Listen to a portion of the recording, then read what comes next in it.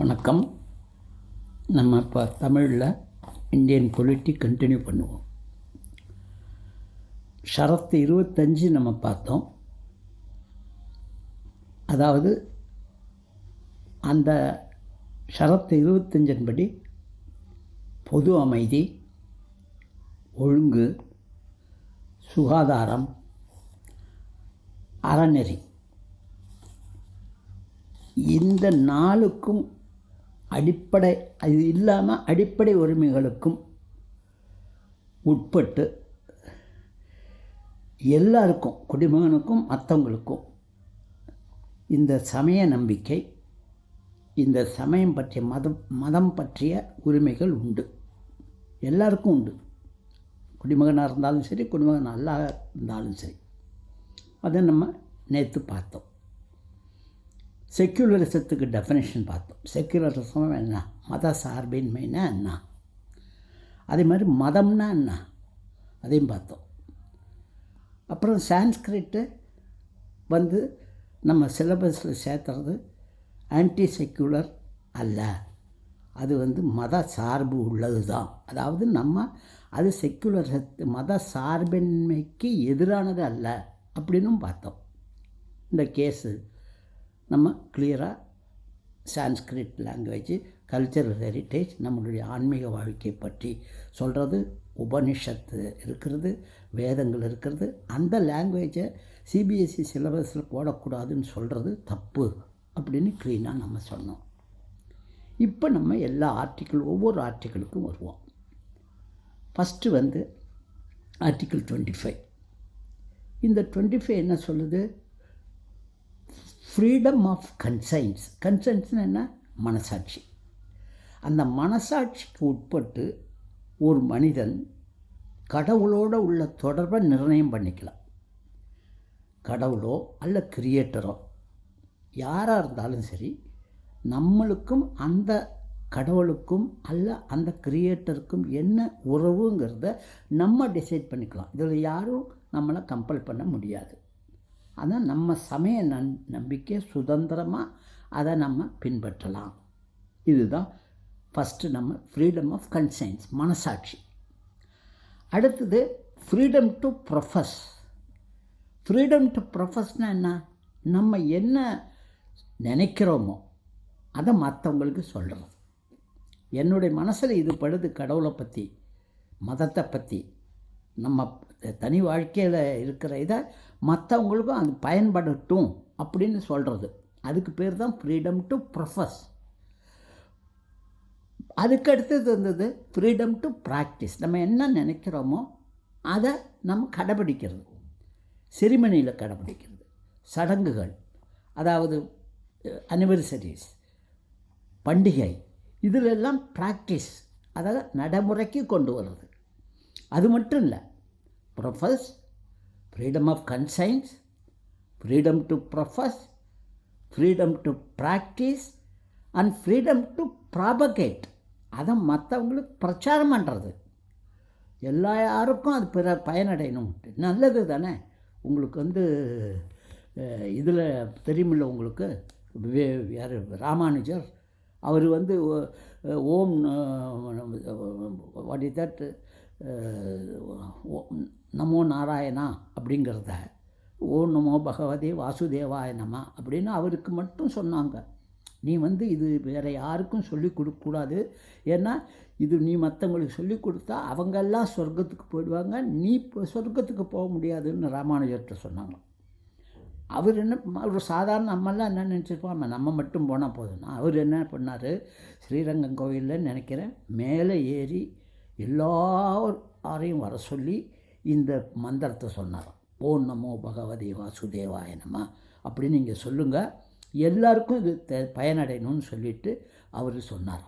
அந்த மாதிரி இந்த எந்த ரிலிஜனாக இருந்தாலும் சரி, அது கிறிஸ்தவராக இருந்தாலும் சரி, மகமதியர்களாக இருந்தாலும் சரி, அவங்க ரிலிஜனில், அவங்க மதத்தில் அவங்க என்ன நம்பிக்கைப்படுறாங்களோ அவங்க பெற்ற பயனை அவங்களும் மற்றவங்களும் பயணம். யாம் பெற்ற இன்பம் பெருகை வையகம்னு சொல்கிற மாதிரி நம்ம என்ன நினைக்கிறோமோ, நம்ம எப்படி பலன் அடைகிறோமோ அதே பலன் மற்றவங்களுக்கும் அடையணுங்கிறது தான் propagation. So freedom of conscience, freedom to profess, freedom to practice, freedom to propagate. All the 4 rights are there in this article. இந்த 4 ரைட்டு, ஃபுல் ரைட் இருக்குது. ஆனால் ஞாபகம் வச்சுங்க, இந்த 4 ரைட்டுமே சப்ஜெக்ட் டு போம். சுருக்கமாக நீங்கள் ஞாபகம் வச்சுக்கலாம். இந்த 4மே எதுக்கு கட்டுப்பட்டது? Public order, morality and health. அது ஈஸியாக நீங்கள் எப்படி ஞாபகம் வச்சுக்கலாம்? POM, POMH, public order, morality and health. அதாவது பொது அமைதி, ஒழுங்கு, சுகாதாரம், அறநெறி, இதுக்கு உட்பட்டு. இது மட்டும் இல்லை, போம் மட்டும் கிடையாது. Public order, morality and health and other provisions of part 3. Part 3னா என்ன? Fundamental right. ஃபண்டமெண்டல் ரைட்டில் இருக்கிற மற்ற ப்ரொவிஷன்ஸும் இது கட்டுப்படுத்தும். இதுக்கு உட்பட்டு தான் இந்த 4 ஃப்ரீடமும், இந்த 4 சுதந்திர உரிமையும் நம்மளுக்கு கிடைக்கும். இது ஒன்று ஞாபகம் வச்சுங்க. 2வது, இந்த ஸ்டேட்டுக்கு 2 பவர் கொடுத்துருக்காங்க. இதிலே ரெஸ்ட்ரிக்ஷன் என்னன்னு கேட்டால், state can make law. State can make law எதுக்கு? To regulate, to restrict economic, financial, political activities and secular activities connected with the religious practice. இந்த ரிலீஜியஸ் ப்ராக்டிஸ், நம்ம இந்த மத சார்பான இதை அடாப்ட் பண்ணுறோம் இல்லையா, நம்ம ஃபாலோ பண்ணுறோம் இல்லைங்களா, அந்த ஃபாலோ பண்ணுறதுக்கு, ரெகுலேட் பண்ணுறதுக்கோ, அதை கட்டுப்படுத்துறதுக்கோ, அது வரமுறைக்கு பண்ணுறதுக்கோ, சட்டம் போடுறதுக்கு அரசுக்கு உரிமை உண்டு. ஸோ டு ரெகுலேட், ரெஸ்ட்ரிக்ட், கட்டுப்பாடு பண்ணுறதுக்கோ எதெல்லாம்? Economic, financial, political, secular activities associated with the religious practice. இந்த ரிலீஜியஸ் ப்ராக்டிஸுக்கு அசோசியேட் ஆன இதையெல்லாம் ரெகுலேட் பண்ணுறதுக்கு, கட்டுப்பாடு பண்ணுறதுக்கு, முறை பண்ணுறதுக்கு அரசு சட்டம் போடலாம். 1. 2வது, இது hangover of Hindu religion. எப்படி இது? நம்ம இப்போ சில பர்டிகுலர் குரூப்பான ஆணுங்களை, ஒரு பகுதி ஜனங்களை நம்ம கோயிலில் நுழைய விடுறதில்ல. உங்களுக்கு தெரியும், காந்தியே போராடினார், ராமசாமி பெரியார் கோயிலுக்குள்ளார யாரையும் விடக்கூடாதுன்னு இருந்த ப்ராக்டிஸை எடுத்து இவங்கெல்லாம் இது பண்ணாங்க. ஆனால் இன்றைக்கும் பல இடத்துல இந்தியாவில் இருக்குது. இவங்களாம் அலோவ் பண்ணாமல் சில குறிப்பிட்ட ஜாதி ஆளுங்களை அவங்க அலோவ் பண்ணுறதில்ல. அப்போது அதுக்கு என்ன, அது ஒன்று கொடுத்தாங்க. State can make law to throw open all the Hindu institutions of public character. அதுதான் பப்ளிக். எல்லோரும் போகக்கூடிய ஒரு இடத்துல ஒரு இனத்தை மட்டும் தடை பண்ணுறது தப்பு. அதை ரெகுலேட் பண்ணுறதுக்கு, அதை ரெஸ்ட்ரிக்ட் பண்ணுறதுக்கு, அதை அவங்களுக்கு எல்லா உரிமையும் கொடுக்கறதுக்கு சட்டம் பண்ணலாம் அப்படின்ட்டு அது ஒன்று. இந்த அப்போ என்னென்னா, public order, morality, health and other provisions of part 3 and to regulate, restrict the economic, political, financial, secular activities associated with religious practice and to throw open all Hindu institutions of public character to all sections of Hindus, to all sections of the society. எல்லாருக்கும் அது open பண்ணுறதுக்கு இதுக்கு உரிமை உண்டு, அரசு சட்டம் பண்ணலாம் அப்படின்னு க்ளீனாக இது கொடுத்தாங்க. நவ் நீங்கள் ஃப்ரீடம் டு ப்ராபகேட்னு நான் சொன்னேன். அது இப்போ right to communicate, transmit and disseminate, உங்கள் ஐடியாவை மற்றவங்களுக்கு நீங்கள் கொடுக்கறதுக்கு. இதில் நான் இன்னும் 2 கேஸ் நான் சொல்கிறேன். 1, நம்பர் 1, ரைட் டு கன்வெர்ட் இதில் வராது. நான் மற்ற ரிலிஜியனுக்காரனை என்னுடைய ரிலிஜனுக்கு மாற்றணும்னு நான் முயற்சி பண்ணுறது தப்பு. ஏன்னா அது அவனுடைய கான்சன்ஸை பாதிக்குது, அவனுடைய மனசாட்சிக்கு எதிராக போயிடுது. நாம் ஒரு பர்டிகுலர் ஏ ரிலிஜியன், அந்த ஆளுங்கள்லாம் பிசிடி ரிலிஜியன், நான் அவங்கள ஏ ரிலிஜனுக்கு வா அப்படின்னு சொல்கிறது அவங்களுடைய மனசாட்சியை நான் இது கட்டுப்படுத்துகிறேன். அப்போ அது தப்பு. அதுக்கு இந்த ஃப்ரீடம் ஆஃப் கன்சைன்ஸ்லையோ, ஃப்ரீடம் டு ப்ராக்டிஸ்லையோ, ஃப்ரீடம் டு ப்ரொஃபஸ்லையோ, ஃப்ரீடம் டு ப்ராவகேட்லேயோ அதுக்கு உரிமை கிடையாது, ஞாபகம் வச்சுங்க. ரெண்டாவது, சுப்ரீம் கோர்ட்டு ஒரு கேஸில் ஆதித்யா வெர்சஸ் ஸ்ட்ராங்கூர் தேவஸ்வம் 1972 அதில் என்ன சொன்னாங்கன்னா, பிராமணர்கள் இருக்காங்க இல்லைங்களா, அவங்களுக்கு எந்த மொனப்பொலியும் கிடையாது, நான் தான் பூஜாரி ஆவணேன்ட்டு. பூஜாரி ஆகிறதுக்கு பிராமணர்களுக்கு மட்டுமே தகுதி உண்டு அப்படின்னு ஒரு இது சம்பிரதாயம் இருந்தது.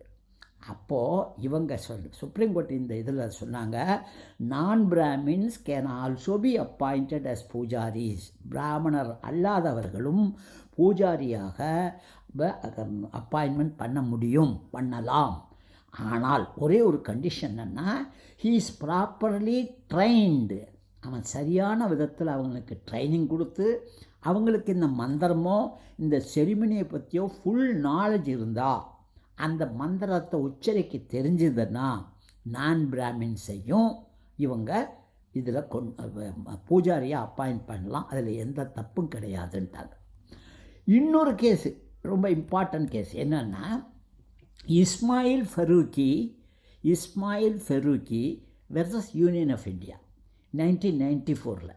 இது என்ன, இதில் சுப்ரீம் கோர்ட் என்ன சொல்லிச்சு, ரிலீஜியஸ் ப்ராக்டிஸ் வந்து எசென்ஷியல் பார்ட்.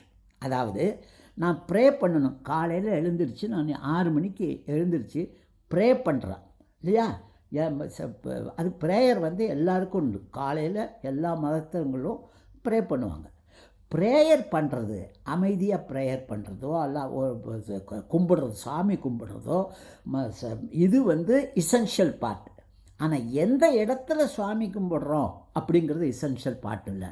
நான் இந்த இடத்துல தான் சாமி கும்பிடுவேன், இந்த இடத்துல தான் நான் என்னுடைய சமய பிரச்சாரம் இருக்கும், நோ. அந்த மாதிரி ஒரு இடத்த நீ வந்து சூஸ் பண்ண முடியாது. நீ சாமி கும்பிடுறது உன்னுடைய உரிமை, ப்ரேயர் உன்னுடைய உரிமை, உன்னை பிரார்த்தனை பண்ணுறது உன்னுடைய உரிமை, அது ரிலீஜியஸ் ப்ராக்டிஸில் வருது. ஆனால் எந்த இடத்துல பிரார்த்தனை பண்ணணுங்கிறது உன்னுடைய உரிமை கிடையாது, அது வந்து உன்னுடைய அடிப்படை உரிமை கிடையாது, அது ஞாபகம் வச்சுக்கோங்க. இது ஒன்று. அதே மாதிரி இந்த நான் முன்ன சொன்ன மாதிரி இந்த 4 ஃப்ரீடமும் இது அப்சல்யூட் கிடையாது. இது கம்ப்ளீட்டாக கட்டுப்பாடு இல்லாமல் எல்லாம் எடுத்துக்கலாங்கிறது கிடையாது. அது எல்லாமே எதுக்கு, public order, morality, health and other provisions of part 3. அது இல்லாமல் state is competent to make law to regulate or restrict economic, financial, political or other secular activities connected with the religious practice. ஞாபகம் வச்சுங்க.